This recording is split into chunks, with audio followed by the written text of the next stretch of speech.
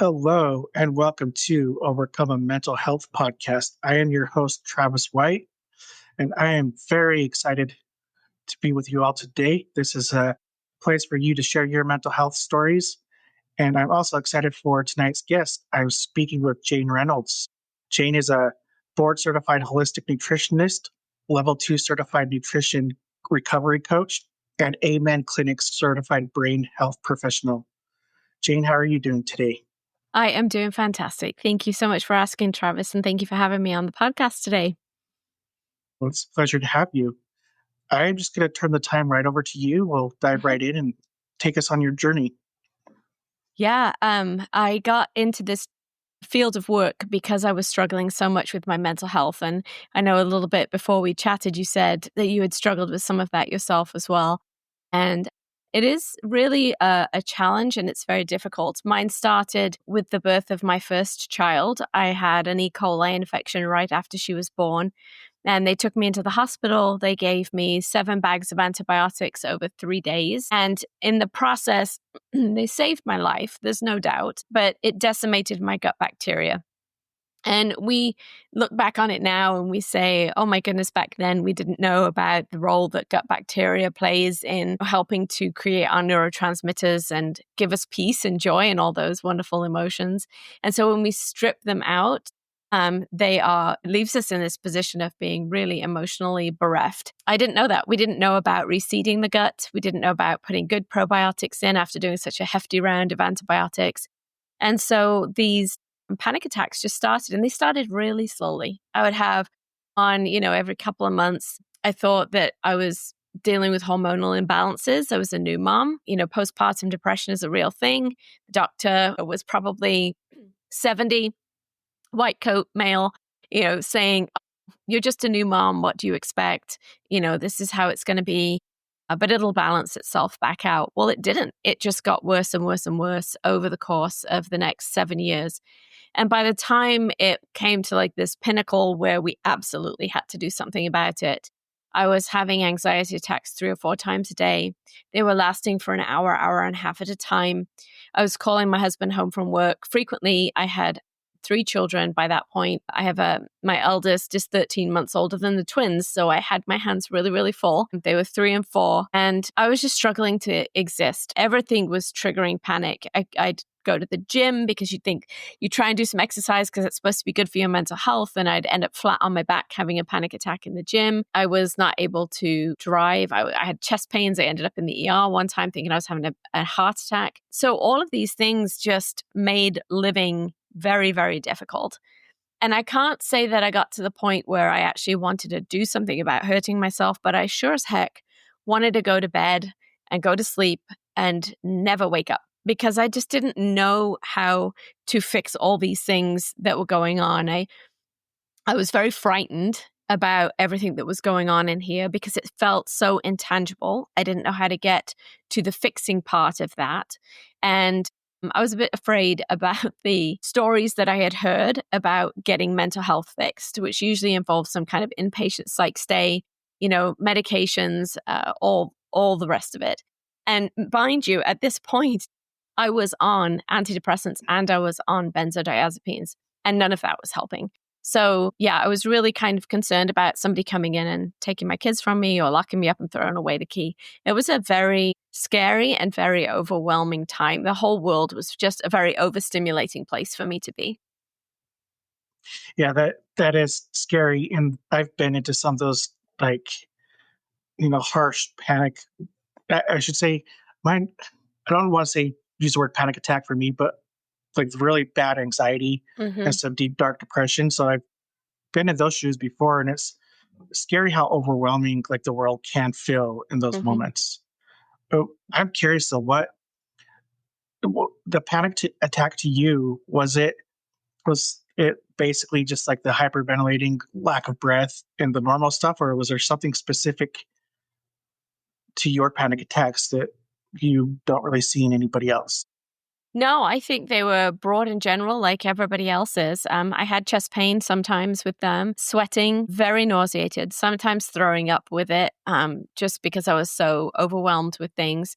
a lot of shaking. I just remember just doing the like, I just don't know what to do with myself. Like there's just so many feelings going on. Extremities being freezing cold. Like my core would be warm, but the hands and feet would be freezing cold. And then obviously not being able to think straight or make decisions or rationalize my way out of it because I was having very visceral reactions inside my body too. So I think they were fairly typical for what you would see when somebody's dealing with panic.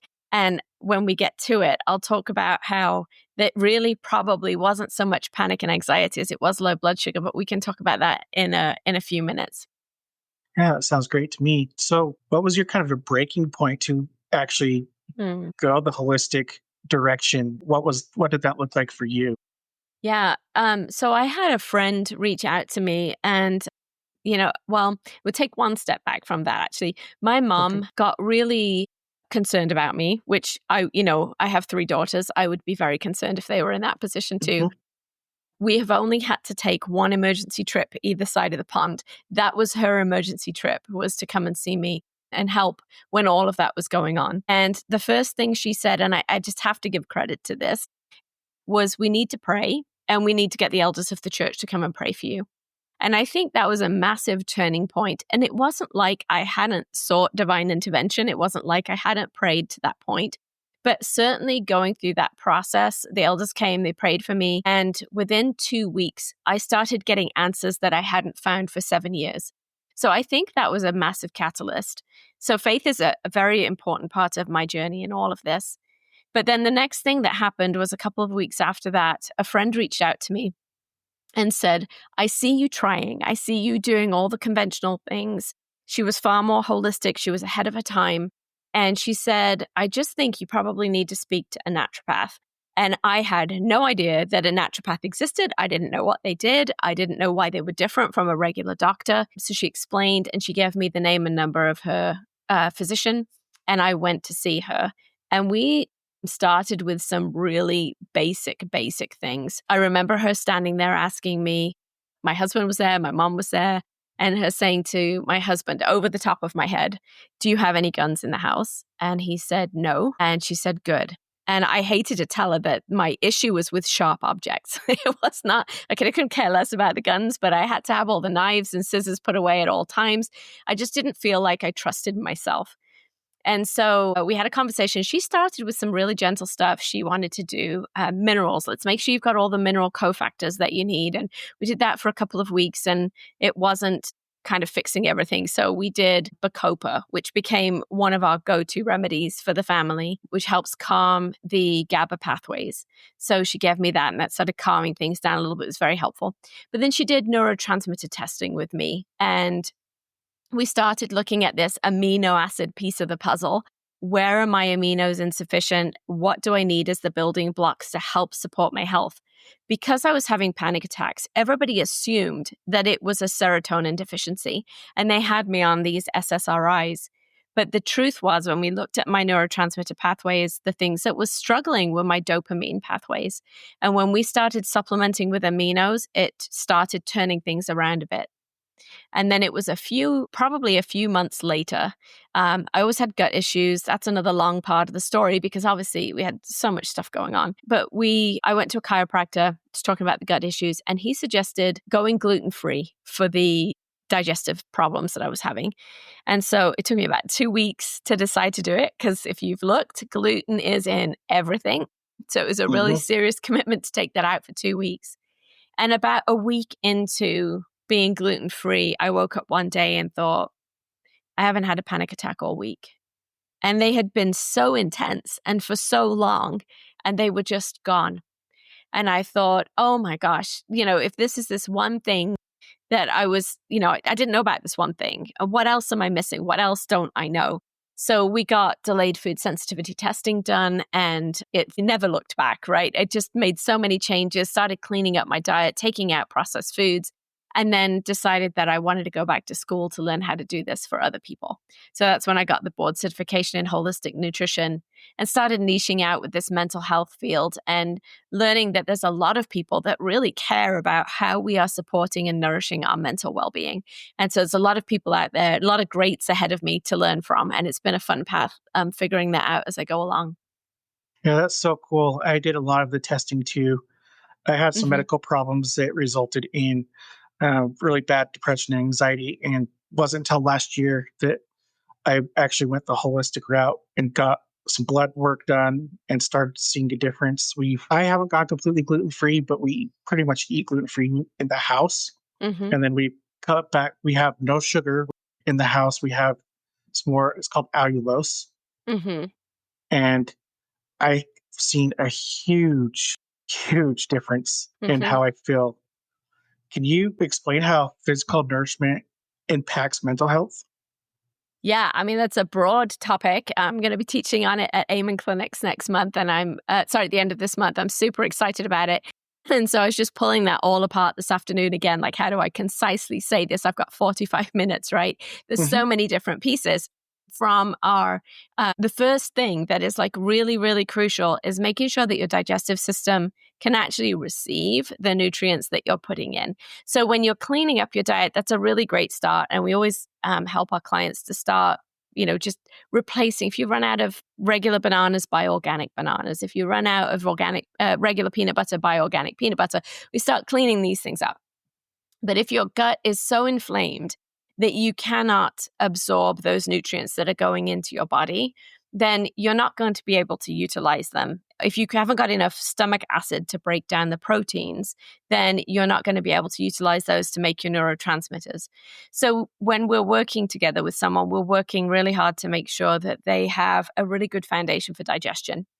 And then we start making sure that you can get all the nutrients. And there's a lot of truth to the fact that our soils are so depleted anymore that the carrot you eat today is not the same as the carrot that your grandmother ate, even 50 or 60 years ago, because the quality of minerals and all of that properties in the soil have changed so much. And so I do recommend often starting with a good multivitamin. And if you're going to do that, then avoid anything that's got so many of these have colors and talcs and gels that you just don't need. There are a lot cleaner options out there to get that broad spectrum nutrients into your body. A fish oil. You probably need a probiotic. You might need some extra vitamin D. So we're going to look at all those basic nutrients in a supplement form as we start introducing whole foods to benefit the body. And the reason this is so important is because your neurotransmitters are made from the foods that you eat by the gut bacteria inside your belly. So your serotonin, your dopamine, somewhere between 60 and 90% of that is made in your digestive tract, not in your brain where we think it should be. And that if your gut is off, we've done experiments with mice where we've stripped their good bacteria out of their guts and watched them get horribly depressed because they can't make their neurotransmitters anymore. So we need great protein sources, clean protein sources that are free from hormones and antibiotics that are going to interfere with your endocrine system and contribute to more problems with your mood and emotions, right? If your thyroid's not functioning, you're going to be depressed or anxious, high or low, depending what it's going to do. So we want really, really good proteins. We want low to no sugar in the diet, except for natural fruit sugars or complex carbohydrates. And the reason we need those complex carbohydrates is because it generates a tiny bit of an insulin response, and that pushes tryptophan over the blood-brain barrier so that we can make serotonin. So we need a tiny bit. We're wildly out of control with that here in the US. We think sugar is fantastic, and we ride these highs and lows, right, all the time. So we need complex carbohydrates. They are also usually vegetables, right? Vegetables and fruits are those complex carbs. And they are loaded with things like vitamin B6, vitamin B1, vitamin B2. They might have, some of our plants have iron in them. Some of our plants have magnesium in them. Lots of them do. potassium. These are all necessary for us to help make our neurotransmitters, balance our electrolytes, and keep homeostasis in our body. So protein sources, I often recommend meat sources of protein. I can work with vegetarians and vegans, but I often find that when they come into my office, they're struggling with depression because they aren't getting enough protein in from the right sources. So we're working on cleaning that up. We're adding the complex carbs and then the healthy fats. So our brains, they're 60 to 70% fat, and they cannot function without good omega-3s, a tiny bit of saturated fat that actually helps the omega-3 work right. Olive oil helps the omega-3s work right. So when we bring all those healthy fats in and are able to use them, gallbladder and liver are functioning properly, then they're going to help start feeding the brain so that it can communicate all the things that need to be communicated to the rest of the body. Hydration is super important. It gets all the nutrients to all the parts of the body that it needs to go. It's a carrier inside the bloodstream. So every single part of our nutrition and our meals is contributing to, or on the other flip side of that coin, detracting from our mental health. If you're living off of McNuggets and French fries and soda, you are not nourishing your brain and you are not going to have great mental health. Yeah, I learned that lesson the hard way. Yeah, I did too. We all were there. For so long, my body was kind of telling me, you know what? I've had enough with the junk that you've put into me. And that's why all this stuff was happening. Yes. It was just hard to clean up and get to good habits of eating healthy. Yeah, and it really is, because those foods are generally engineered to keep us coming back and wanting more. So we get very addicted to them very, very easily. The bite, the melt, the crunch, the satiation, it's all designed and created in a lab to make us want to come back for more. And when we eat whole foods, we eat a whole lot less of that junk food because we're satiated and we're not hungry for it. Yeah. Yeah, and I've actually never thought about that, but I've noticed it. Now that you say it and mention it, I've noticed that I don't eat as much. Yeah. When it comes to mental health, why do you think the physical root causes are often overlooked in the medical industry? Well, I think that's probably it's a big question. And I think it's a lot because it's a couple of different things. One is that we segregate everything out into specialties, which we kind of have to do because no one physician could know every cell inside out, back to front for every function inside of the entire human body. I mean, you don't get doctors that look at it like that anymore. You go and see a cardiologist or a urologist or an endocrinologist, right? And they're all looking at these tiny little pieces of the puzzle instead of looking at you as a whole being. And then from the nutrition perspective, our physicians only get about, my last understanding is about 2 weeks of nutrition training while they are in school. Medical education is designed to give them the formulas to know what to do. I mean, they are super smart and they have got to figure out what's wrong. And then they've got to know what the next standard of care treatment is. And they don't have all of the research backing and testing. And this goes back to how the system was set up 100 years ago to say that herbs, supplements, nutrients inside food make a difference. It's not in their standard of care.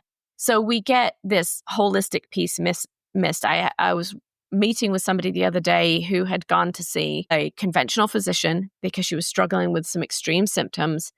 And the first thing the doctor said to her was, well, I don't know what these supplements are that you're taking. You need to just stop them all. I don't know who told you you had a problem with this, that you need to take that, but it's probably causing all the problems. It was nothing to do with it. We ended up finding her a more functional physician who looked at the situation, quickly gave her a diagnosis and told her she was on the right track, right? So it really matters who's listening to you. And they are also governed. They cannot practice outside of their scope of medicine either. Their board, governing boards regulate that very closely. And so you won't find a psychiatrist very often talking to you about changing diet and lifestyle. You might find a therapist who will talk to you about, maybe you need to do equine therapy or art therapy or get a massage or go get grounded, right? Go stand in the woods in your bare feet for a few minutes. But they still don't know about this connection with the nutrition piece. And to me, that is so completely foundational. And we are just missing it. And it does not, it feels very cynical to say it, it does not behoove Big Pharma to encourage us to change our diet and lifestyle because it hurts their profit lines at the bottom, at the end of the day, their profit margins. If they can't prescribe it, and they're not interested. Yeah, exactly. And to Yeah. me, that's a big problem with like the medical industry in general. And that explains a lot why they're so quick to hand out medication instead of Mm-hmm. looking for that root cause. Yeah, they have quotas that they have to meet. And X% of clients coming into their office with these symptoms, you've got high cholesterol, you need to be on a statin, X% of their clients. That's why they don't talk to you about changing diet and lifestyle before they put you on a statin. It's just a standard of care. So it is a very broken system. But every now and again, we find some wonderful physicians who are bucking the system and are really interested in this more functional approach, which Europe has been all over for years. They're really much more open to that integrative, what can we bring in from both sides of Eastern and Western medicine? Yeah. And I think like Western medicine, compared to like holistic medicine, I think I'm trying to think of how to say it. Western medicine, I think, does have its place. I do. And I think it's good for certain things, but Mm-hmm. it's very important to, I think, combine the two. Like you said, we need Yes. to figure out how to do that. Yeah, if I had my E. coli infection, I would not have dreamt of doing anything else than going to the ER and getting admitted to hospital because it was life-threatening. Mm-hmm. At one point, I had a hysterectomy. I had endometriosis. That caused a bowel obstruction many years later because the scar tissue grew around my colon and choked everything off. So I needed to be in the hospital for the bowel obstruction. That is seriously dangerous. If I had been in a car wreck or broken my arm, I want that service. I want it to be there. I need that help. They've done miraculous things saving people with the advances in modern medicine. That is undisputed. But we are also living in an age where the rise of chronic disease and ongoing mental health issues is rising, and that isn't always the fix. It can be sometimes. I am not antidepressants or medication if you need it for the time being. I used it for a year while we were getting my mental health sorted out. It took me a year to taper off the benzos, and I didn't get off the antidepressants till a few years later when I really felt like I was stable and able to tackle doing that because it was hard. It was like going through addiction recovery. It was really hard to get off of those. And I was on a really low dose too. It's quite alarming. But yeah, there's a place for modern medicine. But for some of these chronic ongoing conditions, we have to take responsibility for ourselves and start asking questions about what we're doing with our diet and lifestyle that impacts how we feel. Yeah. And I'm right there with you. I had to take some antidepressants to get myself out of a rut. And once I started feeling better, I got permission from my doctor to taper off Mm-hmm. and haven't had to take anything since. And I've done that, Fantastic. I think, 2 or 3 times to get my mental health back on track. Mm-hmm. Yeah. And then the other thing now, I just have a slightly different perspective on it now too. Mm-hmm. To me, when I'm looking at somebody who's struggling with anxiety, it's rarely that they are benzodiazepine deficient, right? They might be magnesium deficient because magnesium helps to support our GABA pathways. And we might be able to use something like bacopa or ashwagandha or schisandra berry or licorice to support the adrenal system and help prevent those anxiety attacks from occurring or to create a sense of calm. There are all kinds of wonderful formulas out there for that. When we look at the SSRIs, they're recycling. It's a selective serotonin reuptake inhibitor. So it's recycling the serotonin basically that you have in your brain. And we can supply the body with tryptophan or 5-HT, and those aminos in a supplement form give your brain the building blocks it needs to make serotonin all by itself. So we can do those things. Now, we have to be very careful if you're on medication because we could send you into serotonin syndrome very easily. So we don't want to do that. But there are ways and means of going about doing that. And as I tapered off, I certainly shored up all of those things with the aminos. They're really quite an amazing tool in our toolbox. Yeah. So I'm just curious, what is serotonin syndrome? I've never heard that term before. Yep, serotonin syndrome is simply when serotonin gets too high. Okay. So sometimes that can happen with medication, and it certainly can happen if you're doing medication and something like St. John's wort, saffron, 5-HTP or tryptophan that all increase serotonin inside the body too. So if you're combining those two together, and it can be deadly, so you have to be very careful with it. But for a lot of people, it just makes them feel horrendously ill. They'll end up Okay. hospitalized with it. Yeah. That makes sense. So, and I know you touched base on this before, but a little bit at the very beginning, I'd like to go into a little bit more detail for someone that's stuck in burnout or survival mode or feeling like chronic anxiety. What are the few simple nutrition or lifestyle changes they can make to start feeling better? Yeah, so we do a couple of things. If somebody comes into the office and they're in an acute situation, right, where it's on, it's happening right now, the first thing we're going to ask is, when did you last eat?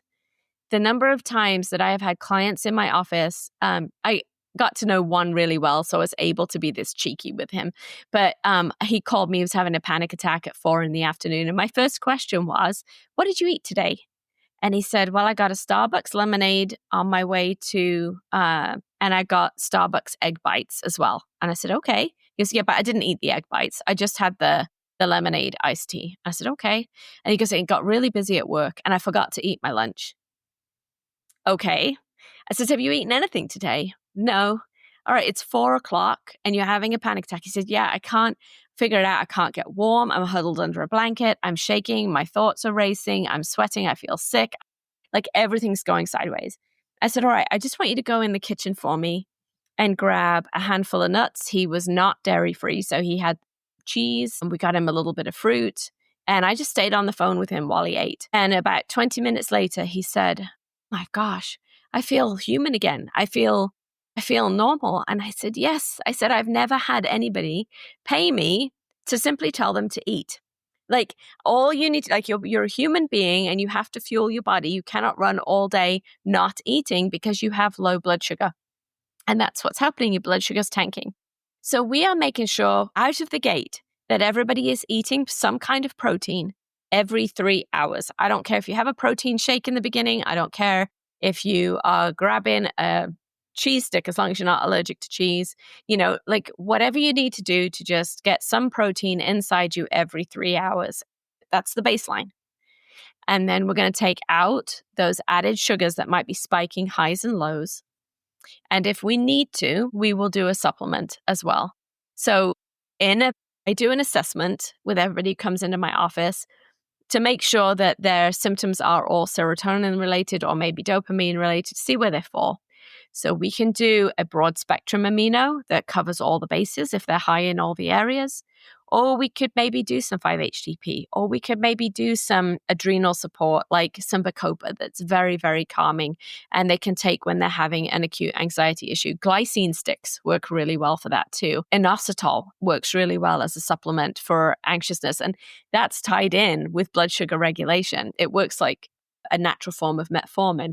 So we can do those things to help bring balance in those acute situations. Yeah, all this is so cool. It's just like having personal experience with it. I just love hearing like more about stuff and connecting the dots more than what my doctors told me. Yes. Yeah, it's It's exciting stuff. Once you yeah, start it's digging around, it's really cool. yeah, and it really changes your perspective on like everything and Hmm. like food wise, and I mean I could go into a couple other things, but it's really Yeah. cool.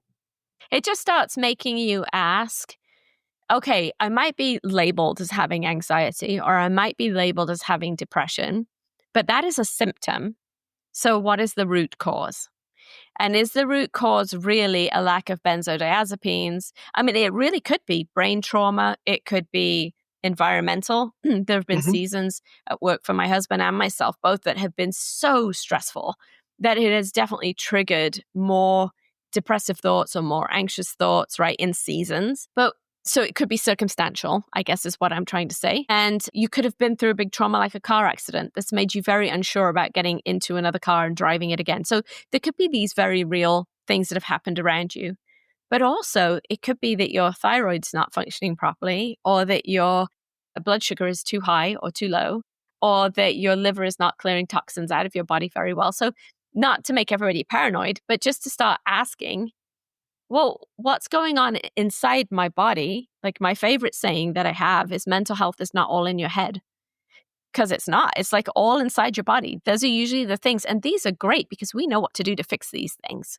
The things that are like neck down, we know what to do with those. We know how to help you resolve thyroid issues. We know how to get your blood sugar under control. We know how to help you clean up your liver and get your gallbladder functioning properly. We know how to support your digestion. And when we can do those things, it makes a massive difference to how the brain is functioning.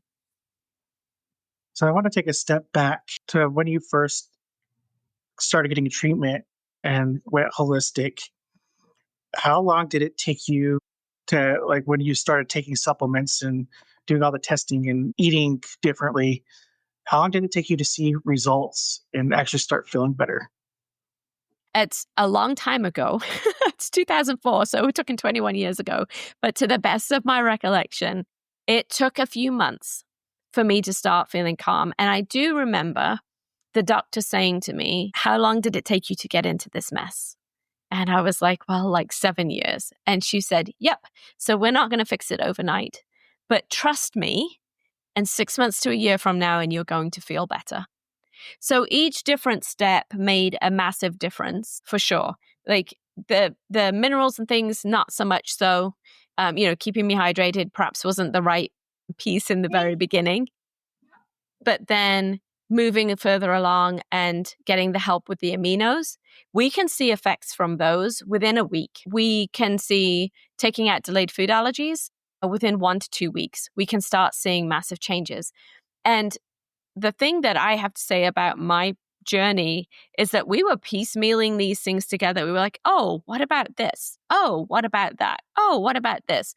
Whereas if you come and see me today, we spend the first month figuring out the what about this, that's, and then we make a plan and we move forward. So we're able to get traction a lot more quickly because I have a lot better idea what we should be looking for, where we didn't know back then. We were just, Yeah, well, thank you for filling my my curiosity. It was that long ago.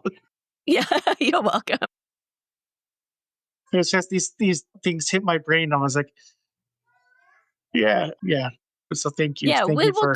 we will do amino acid trialing in office because they can work that fast. We can see results within 30 to 60 minutes of whether it's working well for a client or not. Yeah, it's so crazy. I think overall, my health, it took me about 3 months to start seeing a Hmm. real change. Yeah. But Yeah, it's it's not, you're rebuilding the body. And we learned in school that the body heals in 28-day cycles. So it can take you at least 28 days for your body just to go, what the heck are these nutrients that you've suddenly given to me? And what am I supposed to do with them? And then it goes, oh yeah, okay, we're going to do this. Okay, we're going to do that. And then you start sleeping better and then that builds on it, right? And you're hydrating better and that builds on it. So it can take a couple of those cycles mhm. to really start getting better. And sometimes in the healing process in traditional Chinese medicine, they say you have to walk back up through the symptoms that you went through going down into the problem. And so you're walking your way back up out of this mess that you've kind of gotten yourself into, often through no fault of your own. And so it can be a bit unpleasant sometimes too, going through some of the changes that you're going through, and your body might not like some of the pieces, but it's worth sticking with it and going on through it because you do get out the other side. I was non-functional and now I run my own company and see clients, and I have 3 beautiful daughters and love their spouses. Life is good. It's really, really good compared to where it was. Yeah, I think the hardest part for me was actually, like, when it came was probably it wasn't taking the supplements or getting any of the testing done. It was giving up the foods that I've really loved. Yes. And I used to use, like, uh, soda as a vice to get Mm-hmm. through the day, to get that dopamine hit, Mm-hmm. and I went pretty much cold turkey and gave it up. And it Yes. was like probably changing my diet was the best thing I've ever done. Yeah. And I wish I could go back and do it way earlier in life. Right. Tell 17-year-old self, right, not to start down that path. But we don't make changes often until we're at this crisis point. I can preach from the rafters, and it's a few people who are like, oh, yes, I'm going to do the smart thing before I run into the problems. Most people don't change things until they're really facing the crisis. And just on that note about making changes, I have had clients who have gone gluten-free and dairy-free, and they're like, I am dying for mac and cheese. Like, I love mac and cheese. I want mac and cheese. All I think about is mac and cheese. And I'm like, well, Annie's makes like a gluten-free vegan mac and cheese variety. Like, go get that and, fill your craving for the afternoon. And they'll come back and say, it didn't give me the buzz that the other stuff did. Well, no, it didn't, because gluten creates gliomorphines in the brain, and casein, which is the protein inside dairy, creates casomorphines in the brain. So it's giving you a morphine hit when you have bread and cheese. Yeah, gluten-free and dairy-free mac and cheese is not going to light your brain up in the same way. Yeah. And I look back, I think back to when I'm not saying I never eat sugar now, because I still have like a donut or a cookie or whatever. But I just think of now what even that donut does to my body. And now that I've ate healthier, it's like every time I go out, eat fast food, it doesn't take long for me to start feeling a little bit off. No, I really don't enjoy it. If we're in a run or on a pinch and my husband's like, we're just going to go to In-N-Out Burger, and I'm like, do we have to? Because tomorrow I'm not going to feel good. I really do. I'd rather go home and make some food. And this brings up a really good point, because like, you can get gluten-free donuts, and you can get Zevia stevia soda. You can make all kinds of, you can get sugar-free soda, whatever. It doesn't make that a health food.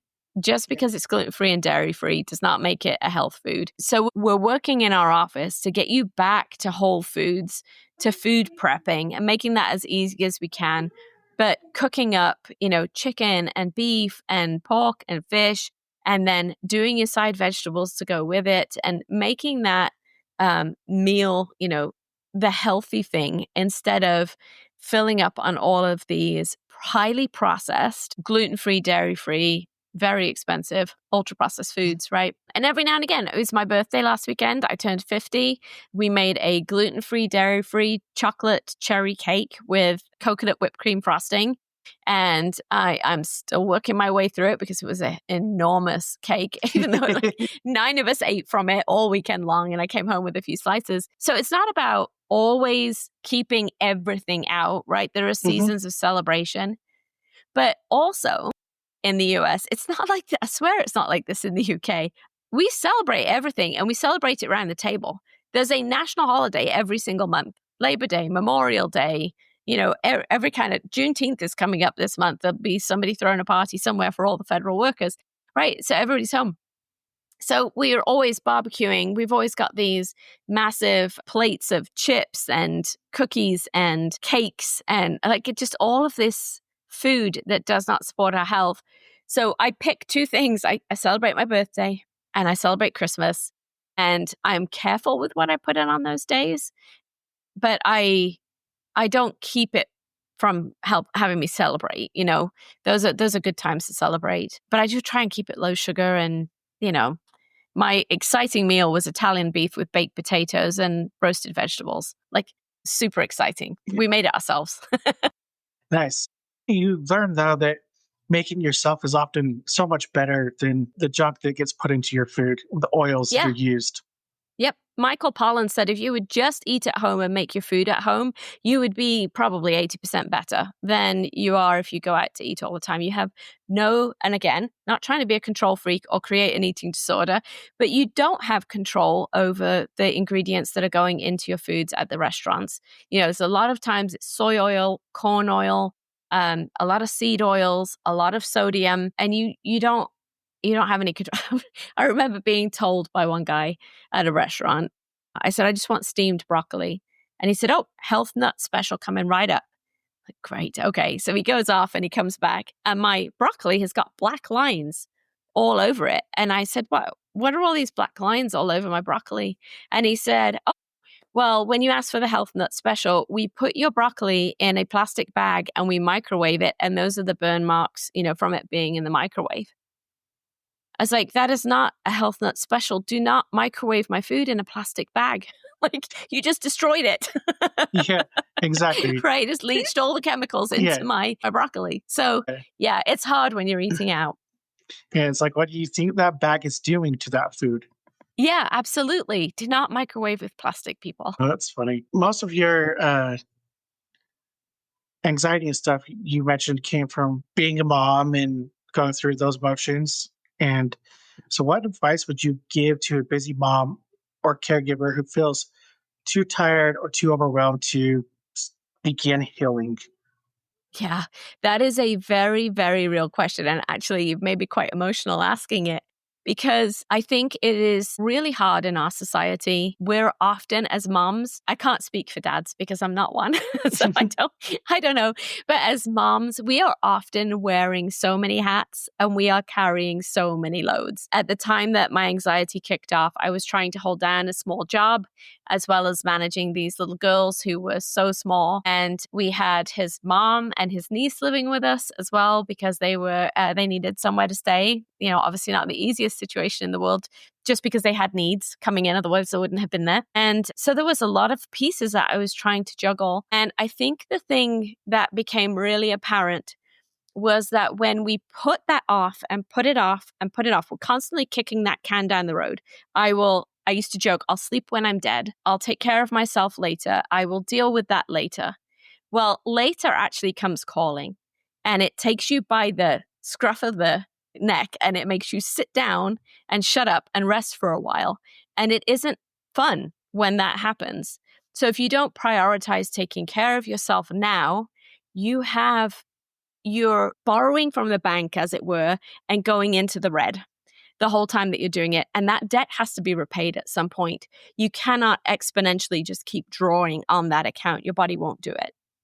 And so it is better, even if it's really hard, to find one moment this week where you just have some downtime. Find somebody else to take the kids, take a bath, go for a walk, do the things that bring you joy, and not necessarily these overstimulating things like being on reels or watching a movie or any of those things, but just quiet time and space where you can allow your brain and body to just simply calm down a little bit. I wish I had had that common sense back then, but I certainly have it now. And if it's been a difficult day, I'll tell my husband, I'm doing a castor oil pack tonight. I'm taking a bath tonight. I am not going to be in here while the TV's on. I'm going to go upstairs and just be still and be quiet.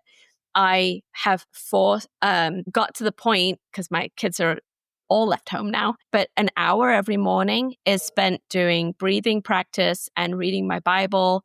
I go for a walk every day. I do my exercises every day. Because if I don't take care of myself, I cannot be there to take care of my parents, my mother-in-law, my kids, who all have health stuff going on. I run my company. You have to make time, but just a little bit. Just give yourself, if you're that busy and that pressed, just find half an hour to stop and to rest and to pour into yourself with the things that delight you and bring you joy and restore you the most. That's awesome. I love that. And I think it's important to touch base on that because for the first time in years, I've always been the anxious one, depressed one. But this last year, I saw anxiety hit my wife for the first time ever. And I remember making the joke, like, this isn't supposed to be you. This is a me thing. Like, you can give it back if you want to, because you know how to deal with it when it's in somebody else. Mm-hmm. So it's been different seeing it become her dealing with it instead of me. Mm-hmm. Yes. Yeah. And it's hard when you've got family members who are struggling with those things too. And that should not be touched on lightly. It is a burden. My husband, God bless him, has been a saint for the last 30 years because there are so many times where I will just get overstimulated and I know I just need to back off and be quiet. We taught the kids to sign when they were little. So he'll look at me across a room in a crowded space, and I'll look at him and I'll be just like, it's all done. And he's like, okay, all right. And we'll make our excuses and we will head out because I just can't do it anymore today. So, I have boundaries in place, but he's had to deal with a lot too as the caregiver. And for those 7 years that I was sick, it was unrelenting, and he needed a break and he needed a rest. And that was really important for him to get out. He built relationships with guys that he could go and he trusted implicitly and could go and say, I just don't know what to do. My wife is falling apart and I just don't know. And they were able to guide him and coach him and pray with him and hold his hand through that process so that he wasn't alone in the journey, because being a caregiver is really, really hard work. Yeah. Yeah. I could say just, it's like my wife has the kids all day. I usually mostly work remote for what I do for my occupation. So I see little bits and pieces, but I can tell you that I could not do what she's doing because we're at the point, we have 3 young kids. I have a 6-year-old, a 3-year-old, and a 15-month-old. Okay.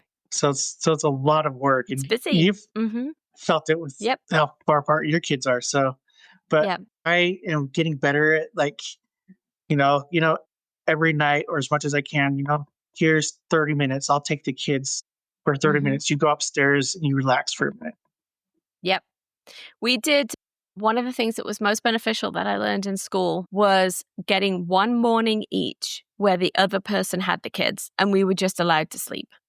So you just, you're shorted on your sleep, especially when the kids are little. They do not know the sun is up. It's 5 a.m, so it must be time to be up, right? And they haven't fallen asleep till 9 p.m. the night before. But we would have one morning that I was allowed to sleep in and one morning that he was able to sleep in. And we got up and we took care of the kids so that we could just rest and catch up a little bit. That 1 week, they say you can't catch up on your sleep, but I'm telling you, it makes a big difference if you can get a really solid, 8 hours without being interrupted. So that was another one of the little things that we did. I probably wouldn't do it now, knowing that all the things they say about TV and the kids' brains, but we definitely had Disney hour where the kids were safely in their room. They had a movie on an iPad or something, and we would go to our room and lay down for an hour as well. And they were a little bit older by this point, probably 5, 6, and 7. But the rule was, if you come and get us before the hour's up, then we will extend your time in your room. So we would be able to sneak just a few minutes of being still and being quiet and having time for one another as well, because that was hard in a busy house with 3 kids. So as they got older, we dated them. So my husband would take out the eldest on week 1, the middle child on week 2, the baby on week 3, and then he'd take me out on week 4. And then the next month I would do it, the eldest, the middle child, the baby, and then I would take him out on week 4 so that everybody got some one-on-one time. And even just getting away just with one person instead of the whole family was a good break as well for everyone. Yeah, and we're starting to do stuff like that with our older 2 right now, giving them more one-on-one attention. And it actually does wonders. It does. You can tell a difference in their mood when they've had that one-on-one attention. Yep, for sure. So I just have a few kind of wrap-up questions for you. Yeah, for sure.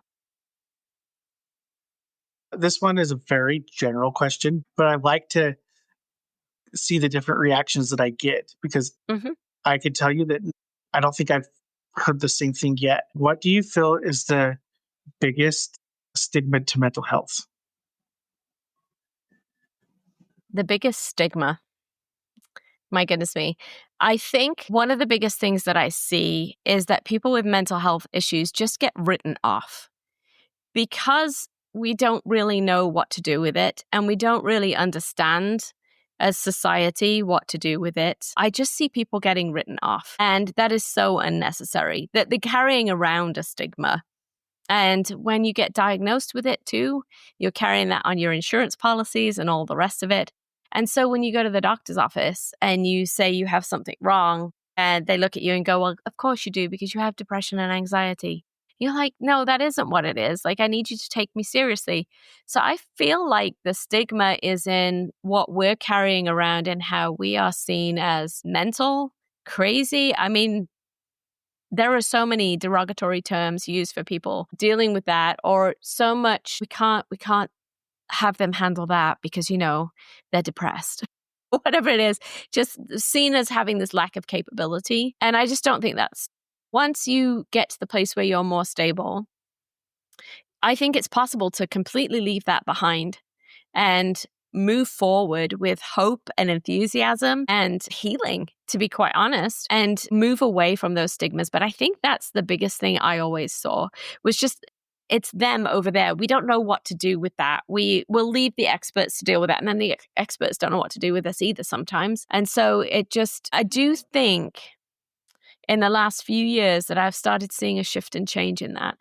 I've started seeing the royal family talking about it a whole lot more. Just Prince William, Prince Harry have been talking. I just bring that up. Being a UK citizen, I get a lot of that feed across my desk. So I see them talking about it more. And I see more and more places being more open. I'm looking through the health holidays for the rest of this year.